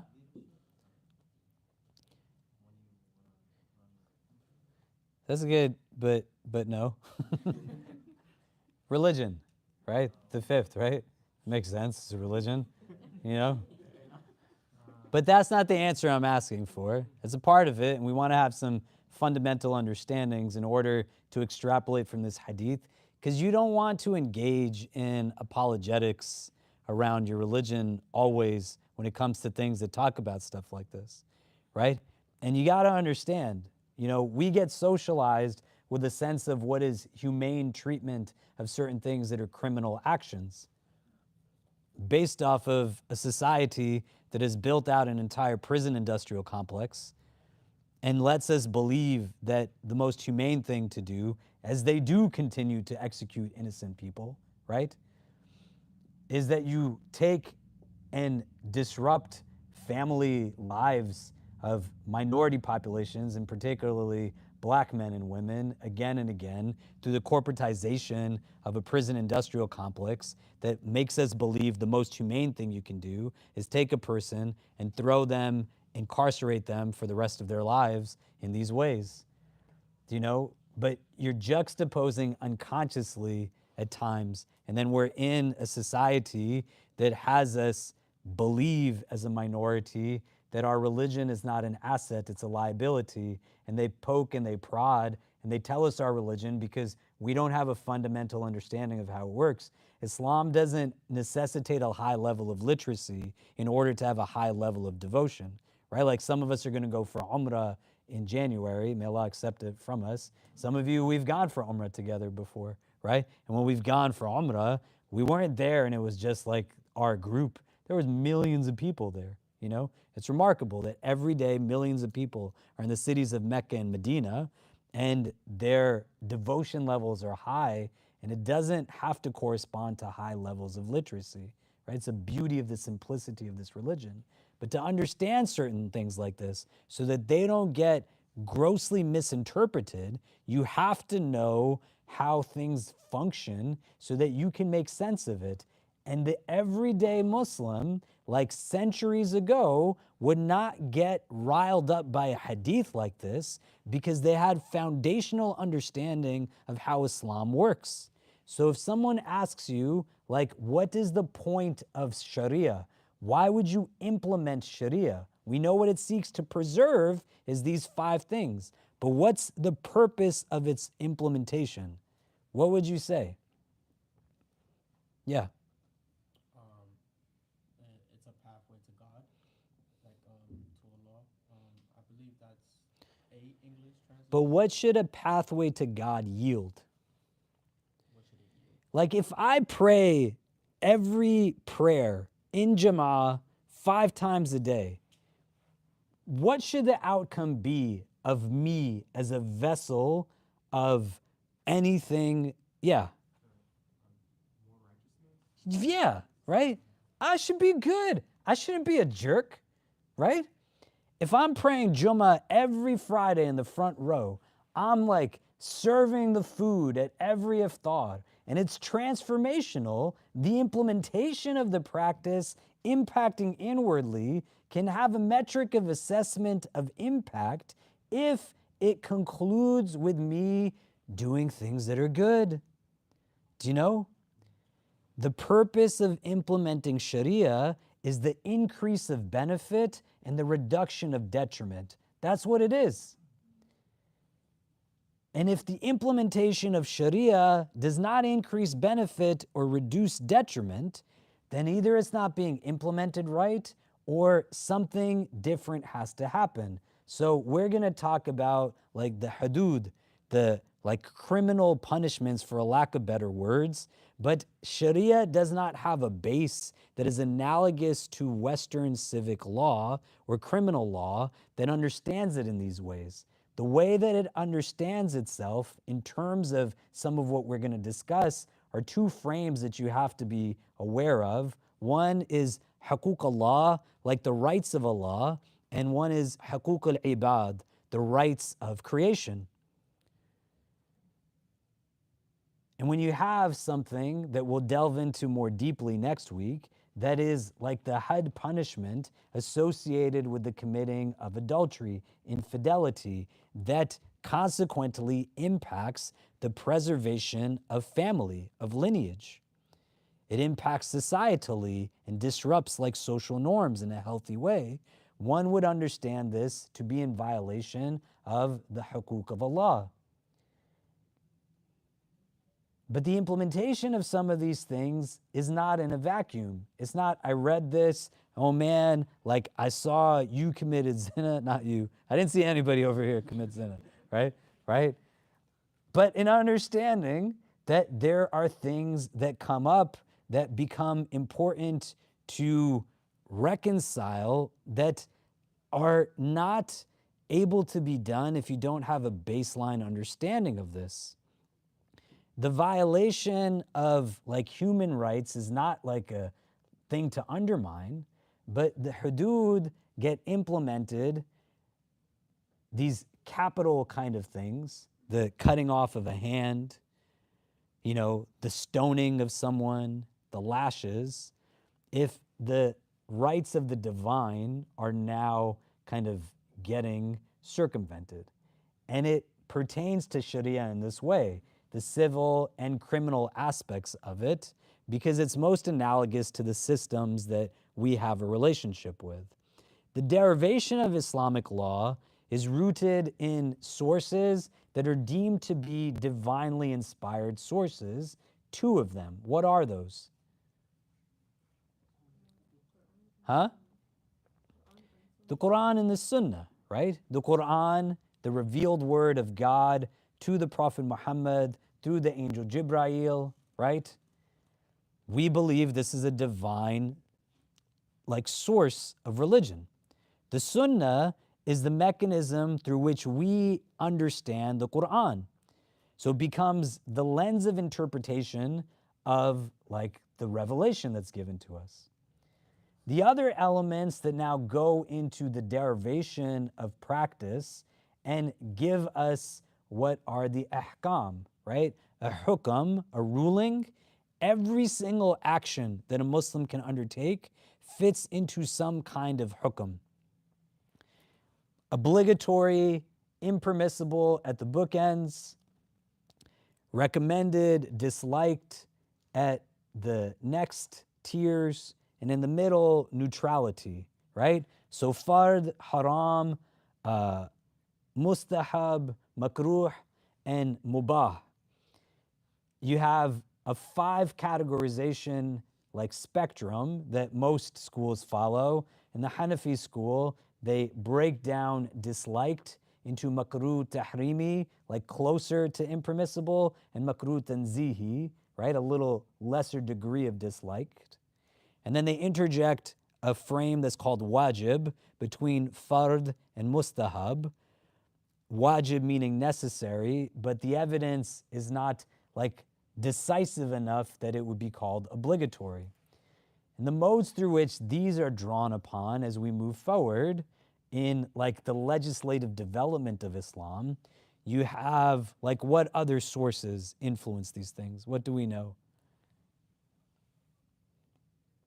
Yeah. I was gonna ask, well, is Sharia kind of like a common law system similar to like what we're used to? Like there was like something happened and like they decided, or like a precedent was set? No. Sharia is like the idea of God's law. It's a little different from like conventional legal systems. You can draw parallels to understand it, but like these are systems that are rooted in some form of inequity, do you know? Like for them to function, right? Like just because something is law doesn't make it just. A lot of things that are legal in this country are not just. Do you know what I mean? Like they're extremely unjust, do you know?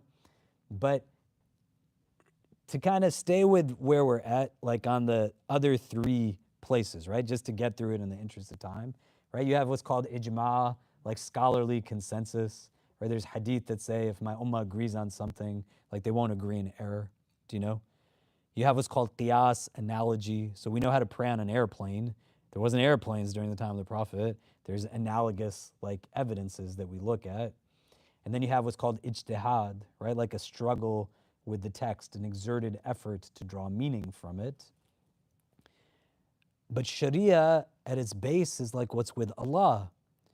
And fiqh is a human attempt to understand it with a capacity that might be that there can be something erroneous in this. And if you look through the Quran, the gross majority of it is not legalistic in its nature. But for a lot of us, like when people ask me questions, not always in our community, but in other places I go to speak and like conferences, the questions are quite often, is this allowed? Is this permissible? But the hyper legalization of things has people thinking purely in fiqh terms. If you remember hadith number 2, the hadith Jibra'il, we talked about a multidimensional understanding of Islam, right? The relationship between Islam as practice, Iman as theology, Ihsan as spirituality, like one-dimensional understandings just give you a simplistic straight line. The second dimension adds shape to it, right? So the line now becomes the rectangle. I can take more meaning from a straight line, less meaning than from like something that has shape. And then ihsan, third dimension, like adds volume to it, right? And then the hadith engulfs this in time, do you know? But you're only thinking from prisms of fiqh, like you're only thinking from a one-dimensional understanding. And then it removes like the ethics, the robust theology, the spiritual tradition, and its implementation also becomes reductive. Do you know what I mean? We're gonna read through some different things that are written by like amazing like scholars of our tradition, both like traditionally as well as contemporarily, that will help us to have like a baseline of this. Professor Jack Brown, Jonathan Brown from Georgetown University, has some really amazing articles that he's written on the hudud, like these capital punishments that are there. That can help us to understand, like at a baseline, we'll read some excerpts of it so that we can understand like the hudud and how it is that they come about. But I wanna read just from one section to give you an idea, because this hadith isn't implemented other than in an Islamic state that's actually run by Muslims, like Islam. So you can't come up to me and be like, hey Khalid, this person like did this thing and we gotta carry out what this hadith says. Like it doesn't work that way. Do you know what I mean? But there are, unfortunately, some locales where people do this kind of stuff. Do you know? It doesn't function that way. So I want you to just listen to some of this. I'm going to share this with you. So just so you have an understanding of it, like another thing you want to reflect upon, there's a hadith that the Prophet ﷺ, Aisha radiallahu ta'ala anha narrates it.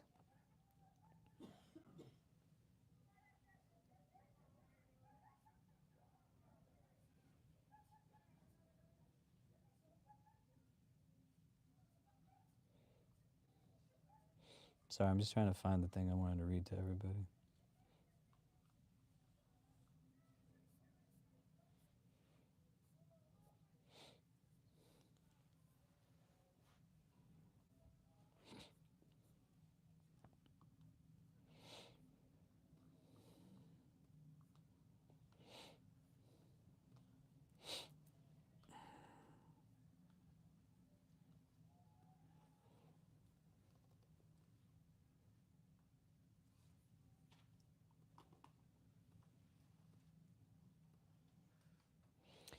So, Aisha radiallahu ta'ala anha, she says, ward off the hudud, right? Like these capital punishments, like push them away.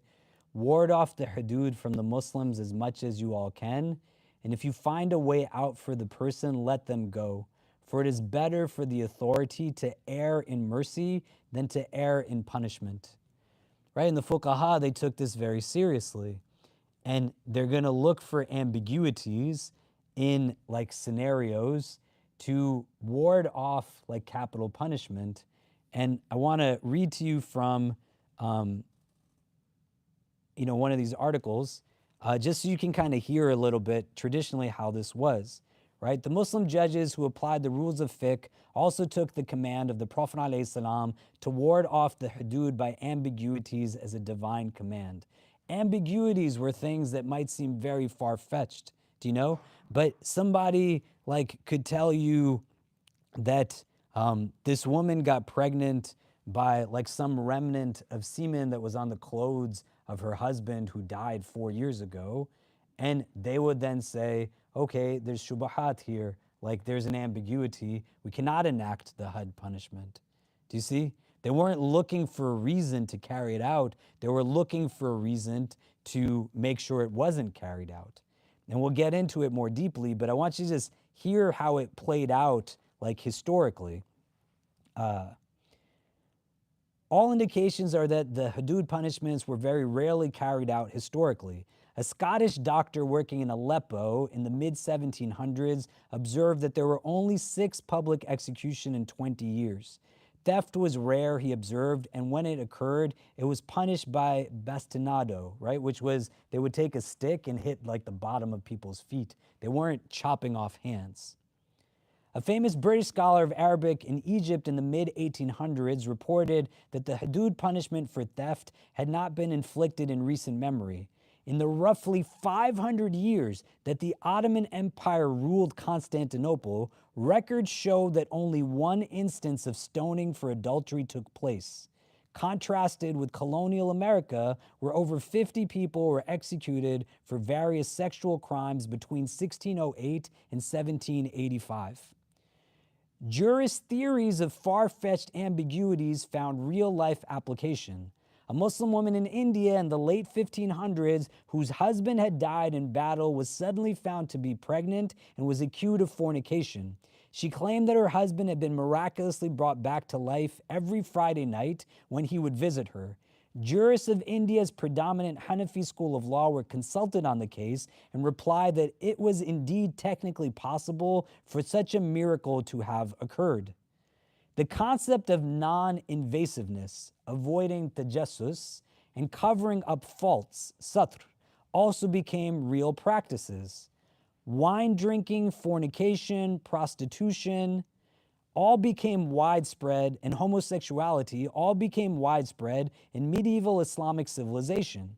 Yet Muslim scholars could do little more than complain about this. One scholar in Mughal India himself strayed into wanton ways, taking up womanizing and throwing drinking parties. When the market police climbed over the wall of his house to break up one such party, he reprimanded them by reminding them of the Caliph Umar's lapse, meaning in reference to an occasion where Umar radiallahu anh heard like loud commotions over a wall, and he climbed the wall and went into someone's home, and he saw a man and a woman and wine, and they were engaged in adulterous behavior. And Umar said, like, this is not like okay.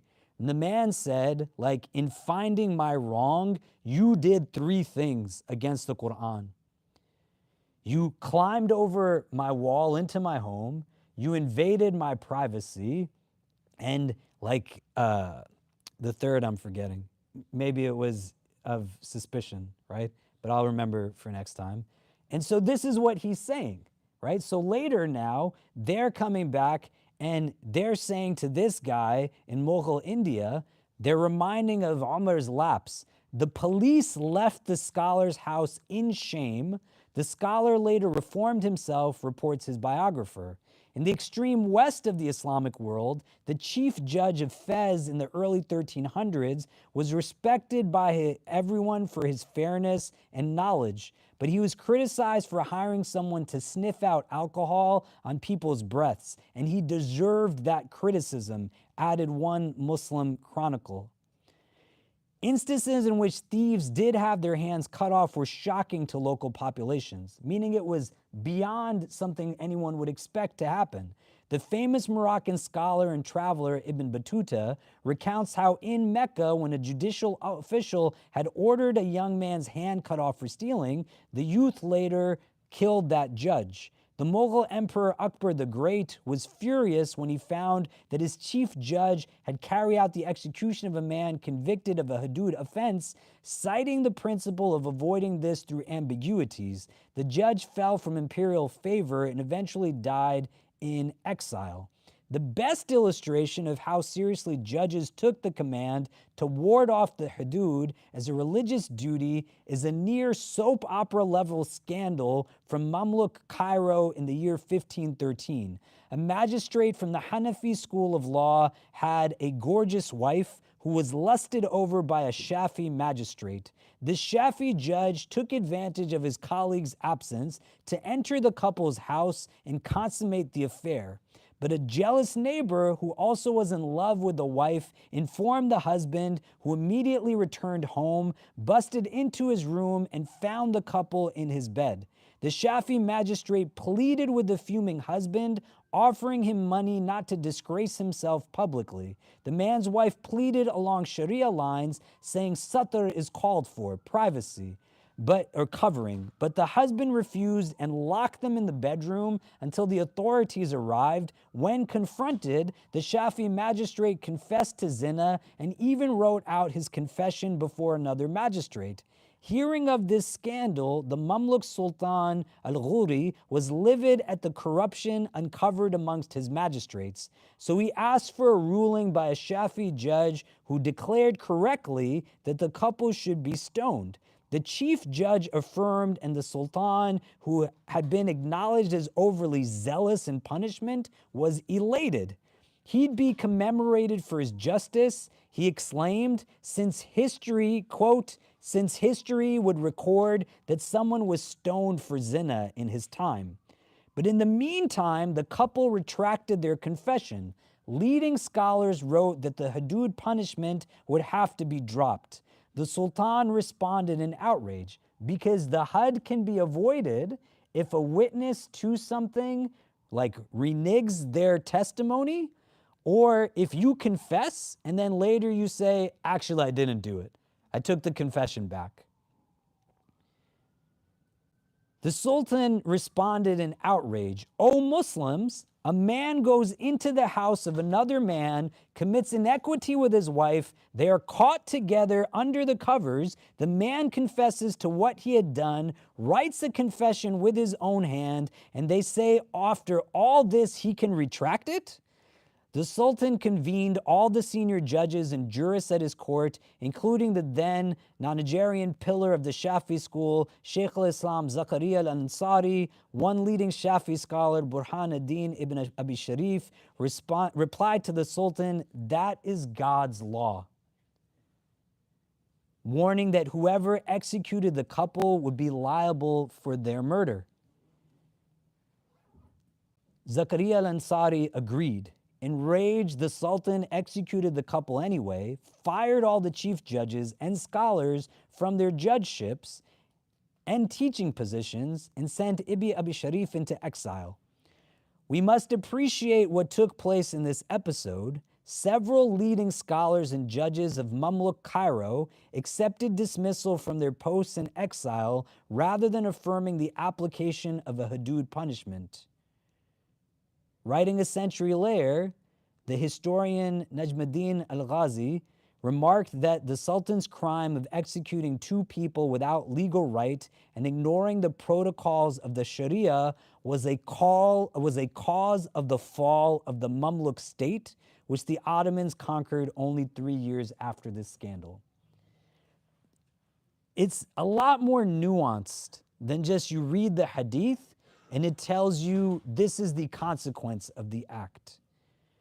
And if we don't have a baseline understanding of how Sharia functions, the elements of it, we don't understand that the had punishment out of legalistic elements of this religion are like an iota in comparison of everything else. And the implementation of it is not without a system of due process, that it has requirements that go in. You're going to get to a place where people are going to turn your religion into something that it's not. And it's make you wonder, like, why would this be something that's allowed in Islam? The deterrent variable that's here is to encourage people to not do these types of things. But its implementation was rooted in the hadith that Aisha radiallahu ta'ala anha shares about the Prophet alayhi salam, that it's better to err in mercy than to err in like the conviction, right? Like you don't want to be wrong and do something to somebody in this way, you'd rather be wrong in exerting that compassion towards them. For the first thing we're going to talk about, what you want to like rest your head on, is that for someone to have the had punishment, a capital punishment carried out against them for zina, there needs to be 4 male witnesses that actually witness the act of like penetration. The example that's given is the way that the applier of like an eyeliner, right, kohl,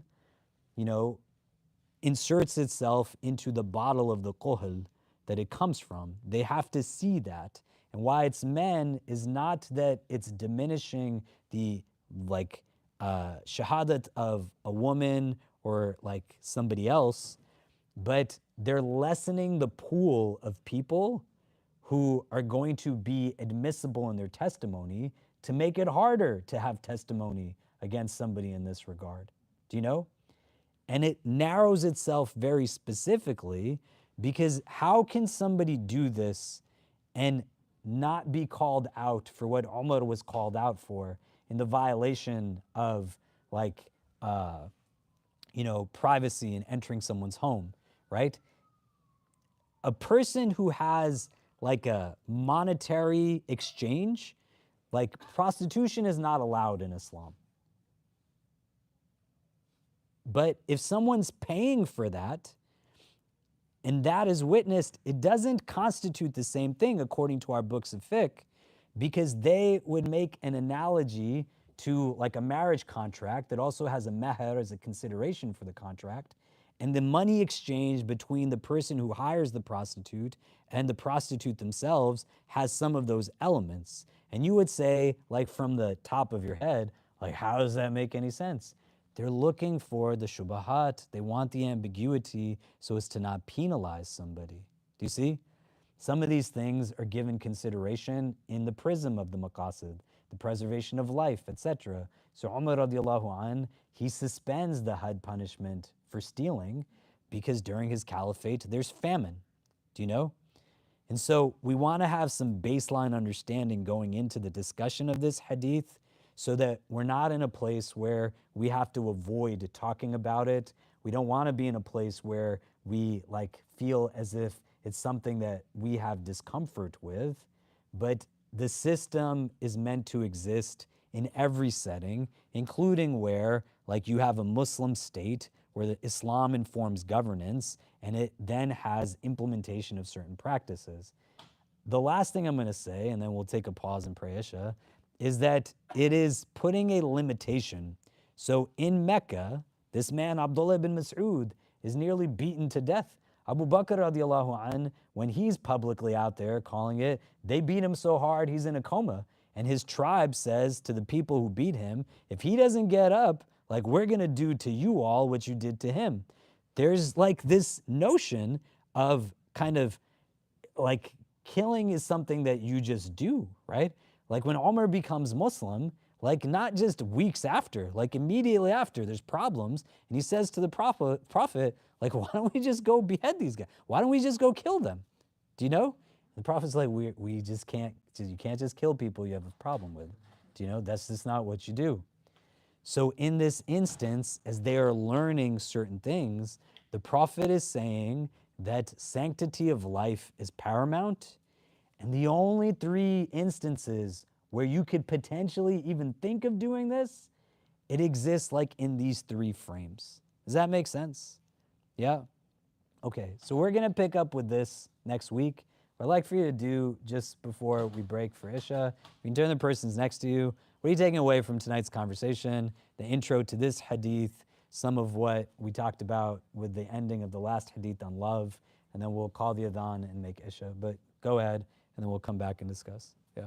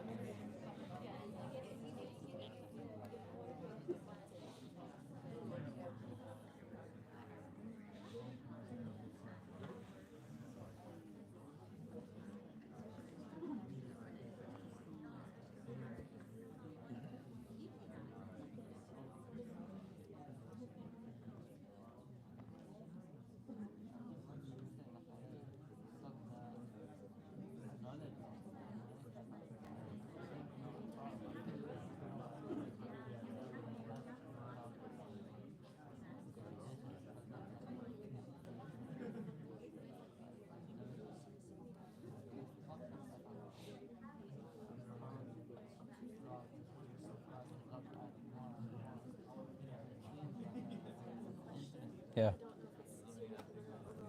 So that four emphasis thing in the past, I know it's not true. I was just interested in what you were saying about it.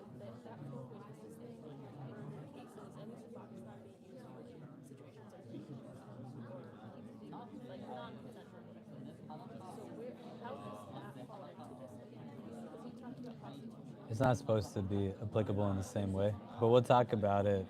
Like, I just want to ease people into it because I don't also know everybody in the room, like what their personal experiences have been, and it might be like uncomfortable, do you know? Um, but yeah, and in places like that, like there's been challenges with the implementation of certain things and how those play out, and then there's suspension. Also, like it becomes messy. Do you know what I mean? So, but it doesn't fall into this. This is that is. No, so these words, we're going to define them, right? And they have particular meanings to them that will kind of nuance some of it, right? But here, like where there's coercion, there's oppression, there's abuse, like it's a very different thing categorically. Do you know what I mean? Yeah. No problem. Okay. What are we taking away from today? Maybe we can hear like a couple of thoughts and then we'll wrap up. Any takeaways? Any insights?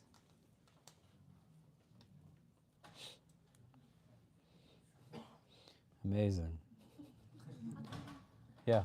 I really appreciated the context in which you explained Sharia law as opposed to other like legal systems that we might be into or we might be familiar with. And I think relative to kind of like I think you gave some stats about like execution and under different rulings. I think all in all, Islam, it's really nice to think about is much more gentle and much more kinder than other legal frameworks. And I am particularly grateful for that insight. Yeah, alhamdulillah. And we're going to talk about it, right? Like for some of these things, confessions are also taken into consideration, you know, in the numbers that are there. So there's companions who came to the Prophet and said, like, I committed zina, do you know? Which is going to be like a terrible soundbite to get spliced up on in this thing. Great, amazing. Yeah. And the Prophet, like, doesn't pay attention to them, turns them away, right? They become evidence against themselves 4 times, do you know? And they still have the room, the way in the example I gave you, to take it back, right?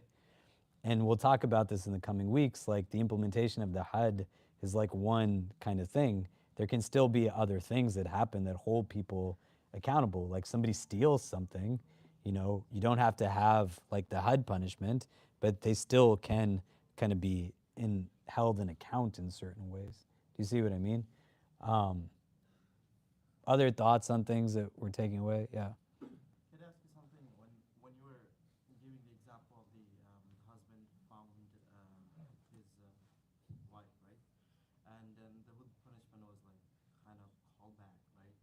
So in this example, isn't it like unjust for the husband when like you know his wife is quote unquote like and he caught them in the act? So in that the whole scenario is it how is it fair or like how much fair it is? I mean, equity in our tradition ultimately stems from a day of judgment. Like Allah puts everything in balance, do you know? So we, like, anybody has room to make tawbah, but their forgiveness is gonna also be taken into account with restitution for the individual that was harmed in the process. Do you see what I mean? This is why like fidelity is really important. When we talk about this, it's not that we want to undermine the nature of the capital punishment associated and what this hadith is carving out in relation to the sanctity of life being the norm, but we want to talk about the particulars, right, of why like infidelity is a really damaging practice. Do you know? Then this is Surah Mu'minun, right? إِلَّا عَلَى أَزْوَاجِهِمْ أَوْ مَا مَلَكَتْ أَيْمَانُهُمْ فَإِنَّهُمْ غَيْرُ مَلُومِينَ, right? Like, you know, وَالَّذِينَ هُمْ لِفُرُوجِهِمْ حَافِظُونَ, like the people who essentially like protect their private parts, إِلَّا عَلَى أَزْوَاجِهِمْ, except the ones that they're married to, right? It's like in Quran that having an affair is haram. You know, being unfaithful is haram. And I've literally had students of mine here who, come from diverse backgrounds, which makes it more alarming, who sit in my office and they'll say to me, like, I expect that the man I get married to is going to cheat on me. I'm like, what? Like, why are you expecting this? But they come from like societal norms where there's like gross discrepancy in latitudes given for men to behave in certain ways versus women. It trickles down where domestic violence, abuse, infidelity like gets to a place where, that's like abhorrent behavior, right? And the deterrent here is to understand like a family unit is an integral component to the establishment of a healthy Muslim community. How can you have a healthy family if somebody's cheating on somebody else? Do you know? It's like the biggest violator of trust. Do you see what I mean? But nonetheless, right, like mercy is a variable that is emphasized in our tradition again and again. And those people, they will be accountable to Allah, like for what they do. And so if this is what it is, it doesn't have to make sense for me to be true. So if the idea is that the ambiguity is there, it doesn't mean that there's no accountability, right? The guy is still found in somebody else's bed with someone else's wife. There's still recourse that can happen, but the had punishment gets taken off the table. Do you see what I mean? Does that make sense, right? And we want to like use it as an entry point to also think out like, hey, I've been Muslim for X number of years. Like, do I know the basic building blocks of how the religion functions? It's a like hyper focus on fiqh, which in and of itself, we can just understand in a vacuum, whether it's good or bad, let's put that aside.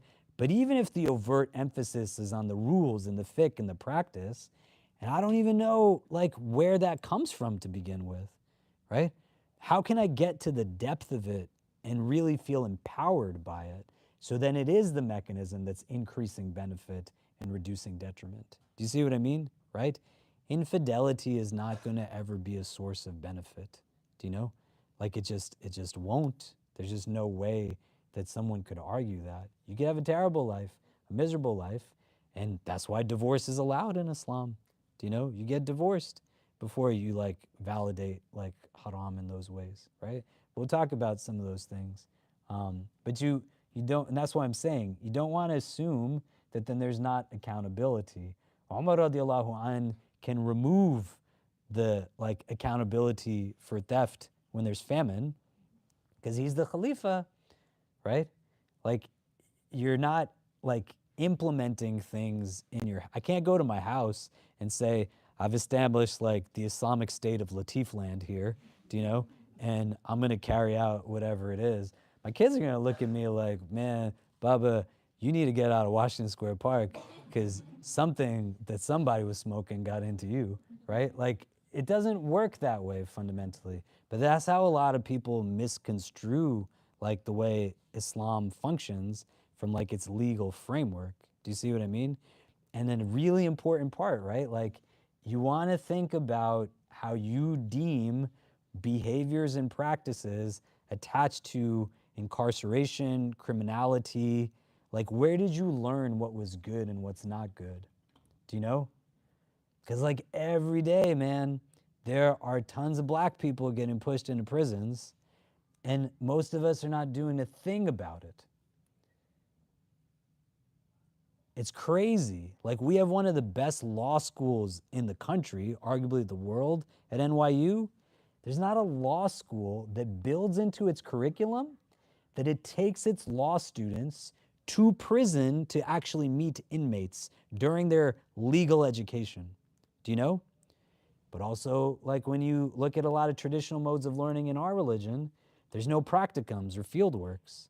People are rotely memorizing rulings, and they don't work with people until they're in an office for the first time, right? And it's like, well, what do you do? Do you know? And we don't want to think about Sharia in those ways.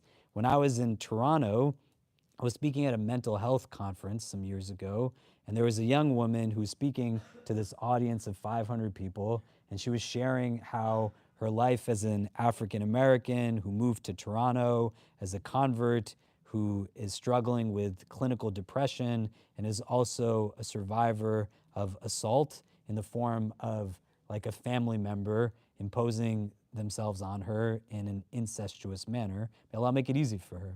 And she's talking about it and the heaviness and the difficulty of what it's like to live in these ways. And then you think about it, right? Like you have friends who don't let their friends, their parents don't let them marry people who are converts, who don't let them like marry people who come from different racial backgrounds and all this kind of stuff.